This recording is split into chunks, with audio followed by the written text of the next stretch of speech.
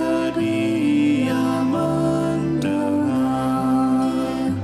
Sejak kulihat wajahnya, ku yakin pada firman-Nya dan menyerahkan bimbangku di dalam saat yang teduh.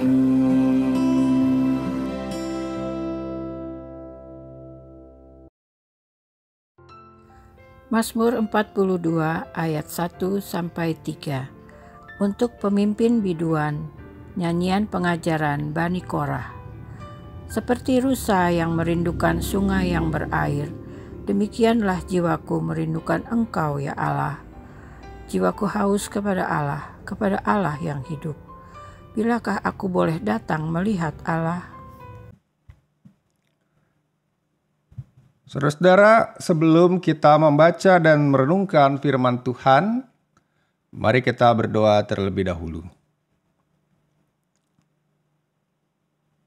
Bapa di dalam sorga, pada saat ini kami akan membaca dan merenungkan firman-Mu.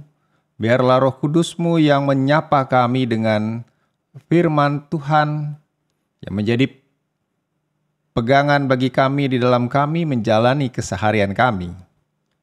Berfirmanlah kepada kami, karena kami anak-anak-Mu siap mendengarkan. Di dalam Kristus kami berdoa. Amin.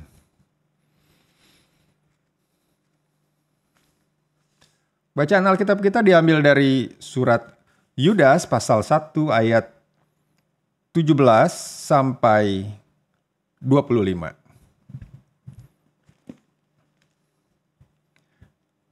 Yudas pasal 1 ayat 17. Tetapi kamu, saudara-saudaraku yang kekasih, ingatlah akan apa yang dahulu telah dikatakan kepada kamu oleh rasul-rasul Tuhan kita Yesus Kristus. Sebab mereka telah mengatakan kepada kamu, menjelang akhir zaman akan tampil pengejek-pengejek yang akan hidup menuruti hawa nafsu kefasikan mereka. Mereka adalah pemecah belah yang dikuasai hanya oleh keinginan-keinginan dunia ini dan yang hidup tanpa Roh Kudus. Akan tetapi kamu, saudara-saudaraku yang kekasih, bangunlah dirimu sendiri di atas dasar imanmu yang paling suci dan berdoalah dalam Roh Kudus. Peliharalah dirimu demikian dalam kasih Allah sambil menantikan rahmat Tuhan kita, Yesus Kristus, untuk hidup yang kekal. Tunjukkanlah belas kasihan kepada mereka yang ragu-ragu, selamatkanlah mereka dengan jalan merampas mereka dari api. Tetapi tunjukkanlah belas kasihan yang disertai ketakutan kepada orang-orang lain juga, dan bencilah pakaian mereka yang dicemarkan oleh keinginan-keinginan dosa. Bagi Dia yang berkuasa menjaga supaya jangan kamu tersandung dan yang membawa kamu dengan tak bernoda dan penuh kegembiraan di hadapan kemuliaan-Nya, Allah yang Esa, Juru Selamat kita oleh Yesus Kristus, Tuhan kita. Bagi Dia adalah kemuliaan, kebesaran, kekuatan, dan kuasa sebelum segala abad, dan sekarang, dan sampai selama-lamanya. Amin. Demikian pembacaan firman Tuhan. Saudara-saudara yang terkasih dalam Tuhan Yesus Kristus, ada sekumpulan anak sedang bermain. Mereka sedang saling bercerita. Anak pertama bercerita seperti ini. Kemarin saya menemukan sebutir telur ayam.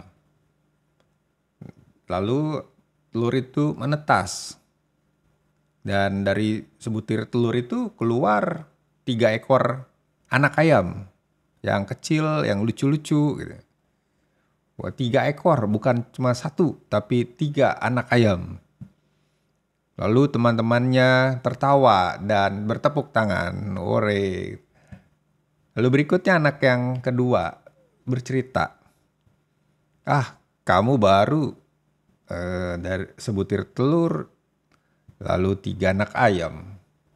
Kemarin saya menemukan seekor kambing.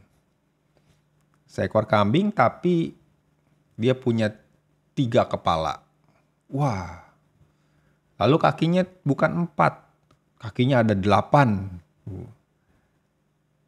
Ekornya bukan 1, tapi ekornya ada 2. Wah, lalu anak-anak yang lain tertawa dan juga bertepuk tangan. Lebih meriah tepuk tangannya dari anak yang pertama. Lalu ada seorang bapak-bapak lewat di dekat mereka dan tertarik dengan anak-anak yang sedang tertawa ceria. Lalu bertanya, "Hai, kalian sedang apa?" Anak-anak itu menjawab, "Wah, kami sedang lomba bercerita." Lomba bercerita? Cerita apa?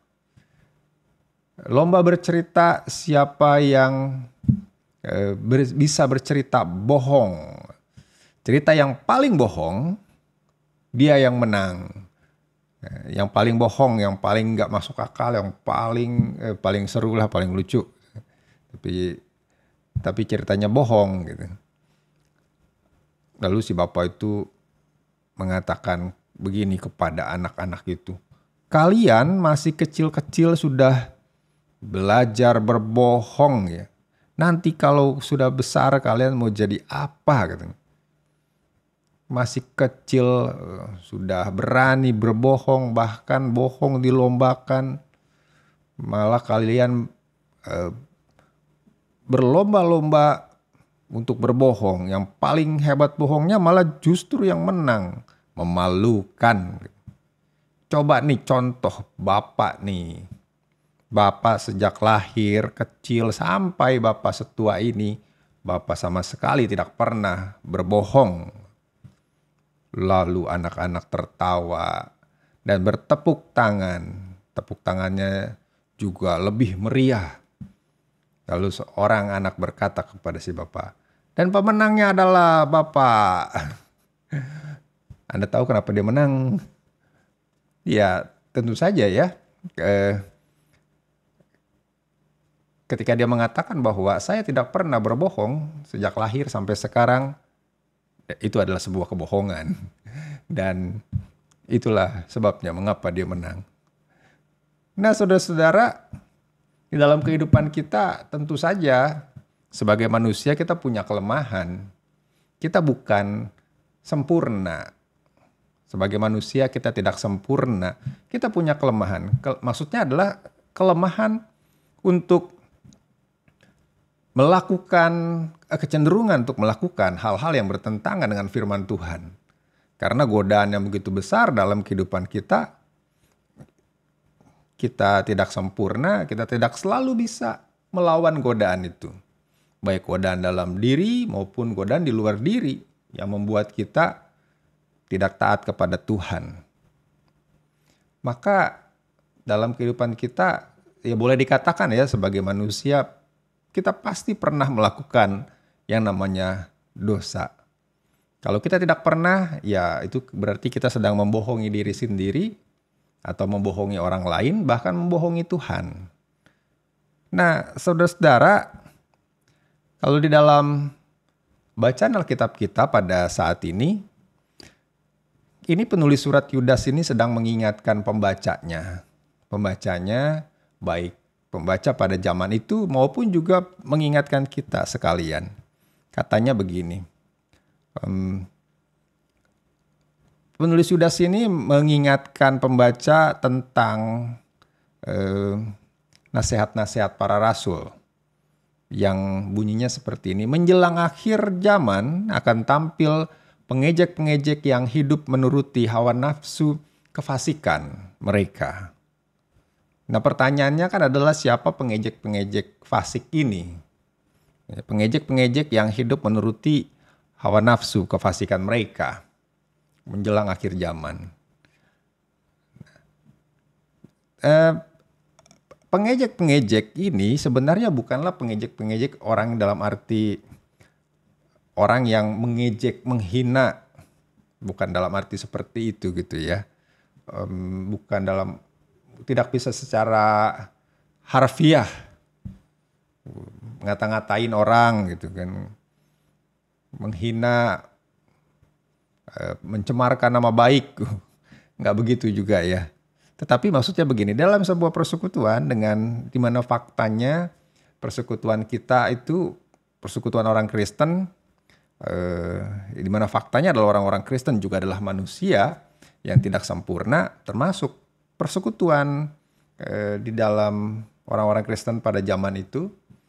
Ada orang-orang Kristen yang merasa diri mereka itu begitu hebat, sudah melakukan firman Tuhan, paling dekat dengan Tuhan, paling paham firman Tuhan, dan merasa iman mereka sudah sangat besar. Dan ketika mereka melihat orang lain yang belum punya iman, yang menurut mereka belum punya iman sebesar mereka, maka mereka memandang rendah orang-orang yang tidak punya iman seperti mereka. Ya secara ekstrimnya ya mereka sedang mengejek gitu. Ya, tapi tidak tidak secara langsung dengan kata-kata kamu jelek, kamu imanmu kurang. Tetapi dengan sikap yang merendahkan orang lain dan sikap merasa diri hebat, orang lain lemah. Dia merasa bahwa dia sudah bisa melakukan firman Tuhan dengan benar, dan orang lain belum bisa. Karena itu orang lain harus menjadi sama seperti mereka. Harus, menurut mereka. Kalau saya bisa, kamu juga harus bisa. Dan sikap mereka ini sebenarnya dalam ayat 19 ini disebut sebagai pemecah belah persekutuan, pemecah belah komunitas orang-orang percaya.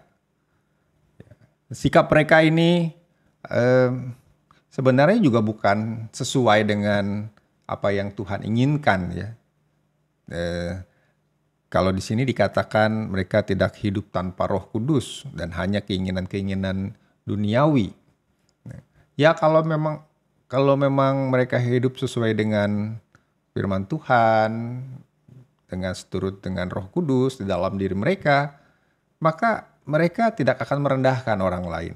Mereka akan menghargai iman orang lain. Seberapa besar, seberapa kecil iman orang lain, mereka akan menghargai. Itu kalau iman mereka besar gitu. Kalau sesuai dengan firman, sesuai dengan ajaran Tuhan Yesus gitu ya. Tuhan Yesus saja mengajarkan bahwa iman sebesar biji sesawi pun, sebesar biji sawi itu sangat kecil, dapat memindahkan gunung, kata Tuhan Yesus. Dan itu membuktikan betapa Tuhan menghargai iman orang sekecil apapun. Itu kalau mereka hidup sesuai dengan firman Tuhan.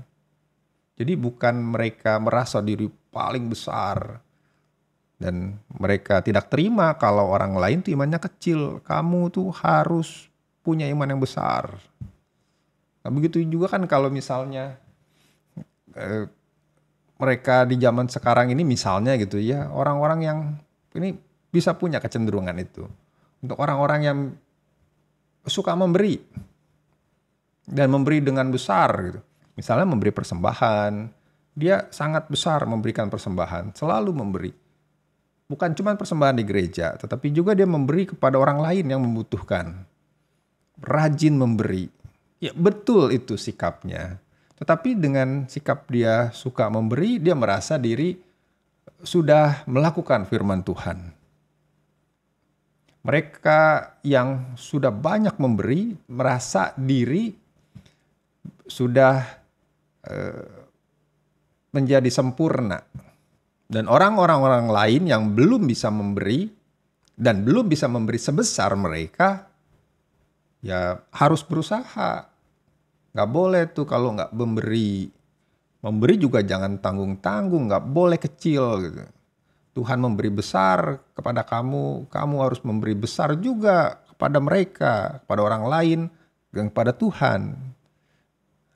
Ya betul sih, Tuhan sudah memberi yang sangat banyak kepada kita, dan kita dituntut juga sih untuk memberikan yang terbaik dari diri kita, bukan asal gitu ya.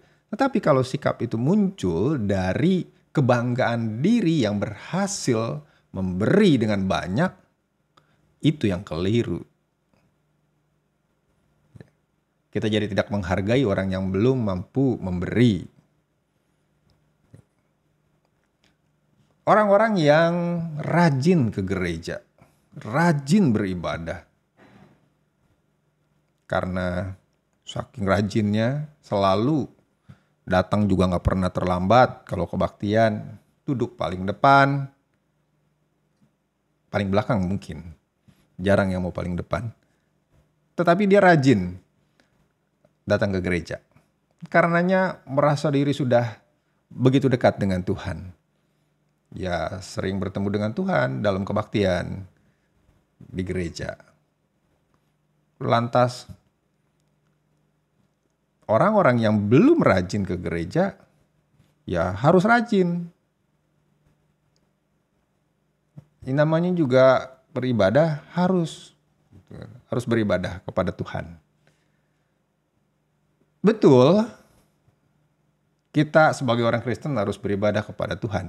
Tetapi kalau kita mengatakan itu keluar dari dalam diri yang merasa hebat karena sudah begitu rajinnya beribadah, nah itu yang keliru. Kita jadi tidak menghargai orang-orang yang belum bisa serajin kita. Ada orang-orang yang bukan cuma rajin ke gereja, tetapi orang-orang yang rajin pelayanan di gereja. Bukan hanya datang kebaktian, tetapi juga terlibat banyak hal. Menjadi pelayan Tuhan. Ini sebuah status yang membanggakan menurut saya. Tetapi ketika kita sudah menjadi seperti itu, sudah rajin melayani, dan kita melihat orang-orang lain yang belum bisa serajin kita, belum bisa melayani. Lantas kita mengatakan dengan bangganya, kamu harus melayani. Jangan cuma datang kebaktian, harus terlibat dalam pelayanan, harus melakukan banyak hal. Ya, entah jadi panitia, komisi, aktivis, penatua, apapun itu. Namanya pelayanan harus ya, jangan sampai enggak. Iya betul, sekali lagi betul. Orang Kristen ya memang harus melayani. Tetapi ketika kita mengatakan itu dengan sebuah kebanggaan diri, karena kita sudah berhasil melayani, itu yang keliru. Jadi pemahaman-pemahaman itu, perkataan-perkataan itu kita sampaikan kepada orang lain bukan karena kita peduli pada orang lain, tetapi karena mau menunjukkan betapa kita hebat, betapa kita punya iman yang besar, betapa kita begitu dekatnya dengan Tuhan. Nah, ini yang disebut sebagai pengejek-pengejek fasik. Dan itu menjadi pemecah belah persekutuan. Saudara-saudara, hari ini kita diingatkan untuk tidak menjadi seperti pengejek-pengejek fasik itu. Kita perlu membangun iman kita sendiri di satu sisi, dan kita perlu memberitakan Injil melalui sikap kita, perkataan kita. Kita peduli pada mereka yang lemah, tetapi kita perlu juga menghargai mereka. Dengan seberapa besar iman mereka, kita menghargai mereka apa adanya. Bukan merendahkan, bukan menghina, bukan mengejek dengan sikap yang kamuflase. Tuhan memberkati. Amin. Kita berdoa. Bapa di dalam surga, pada saat ini kami menaikkan doa-doa syafaat kami. Kami berdoa untuk kehidupan iman kami. Ajar kami untuk kami tidak menjadi tinggi hati ketika kami merasa dekat dengan Tuhan dan merendahkan mereka yang merasa jauh dari Tuhan.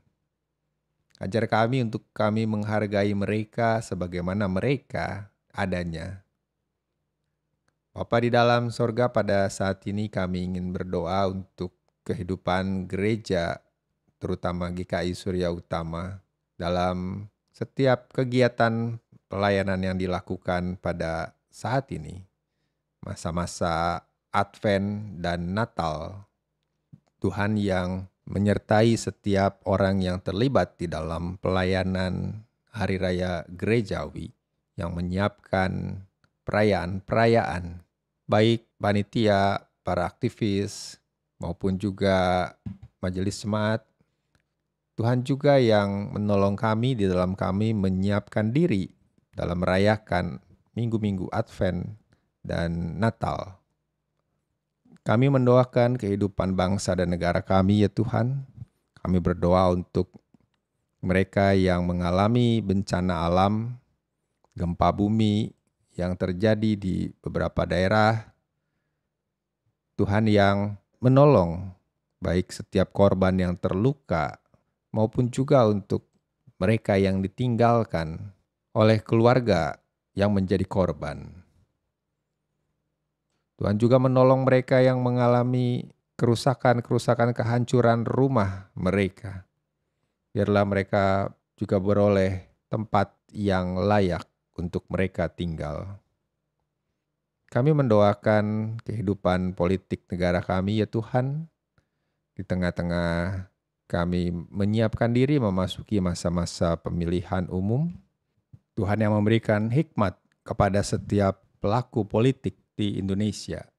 Kami juga mendoakan kehidupan perdamaian dunia di tengah-tengah peperangan Rusia dan Ukraina. Tuhan yang menolong agar para pemimpin negeri-negeri yang bertikai itu boleh mencari solusi agar perang itu berhenti. Bapa di dalam surga, inilah doa yang kami naikkan hanya di dalam nama Tuhan Yesus Kristus. Amin.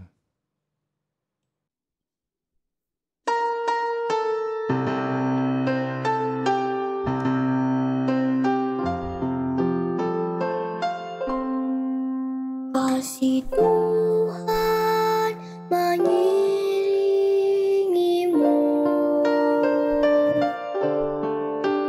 dan sayapnya melindungimu.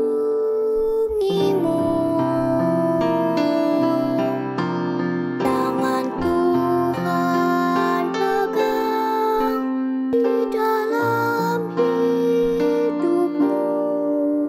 Majulah dalam terang kasih-Nya.